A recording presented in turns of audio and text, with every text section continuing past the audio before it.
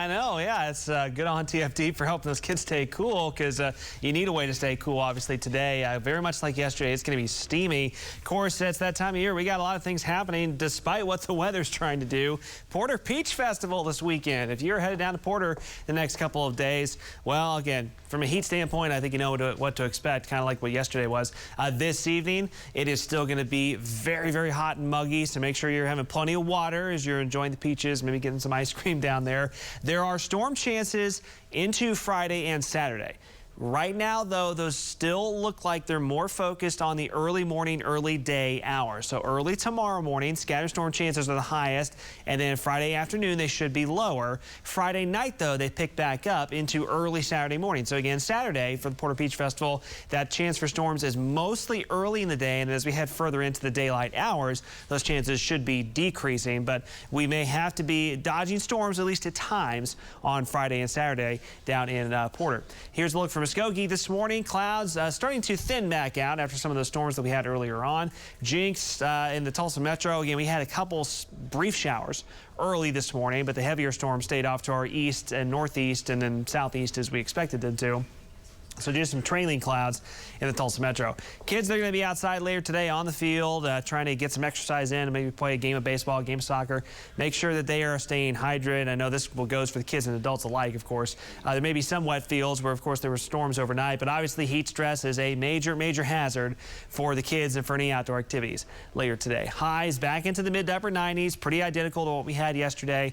Once again, though, heat index values excessively high. We're looking ahead, kind of giving you a snapshot of the future heat index mid to late this afternoon, up to 115 if not above in many spots. Now there may be a couple locations north of Tulsa that are below 110 briefly.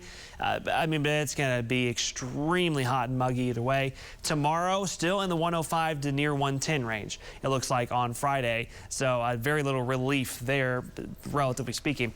As far as any storm chances, again during the day, even mid to late afternoon into early evening, there's going to be a little deck of clouds that roll back in, and it wouldn't be a total shock to see an isolated shower storm pop up in the late afternoon and early evening hours. Should be pretty limited, but we'll keep an eye on it.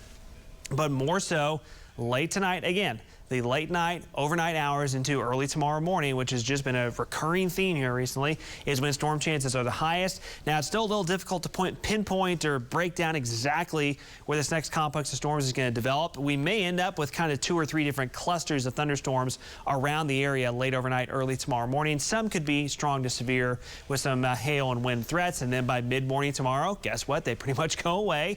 Most of the daylight hours Friday, storm-free, and then late Friday night into early Saturday morning. This one has been showing signs of being slightly more organized, maybe a more organized squall line that comes marching in late Friday night. That would have some damaging wind potential with it late Friday night into very early Saturday morning.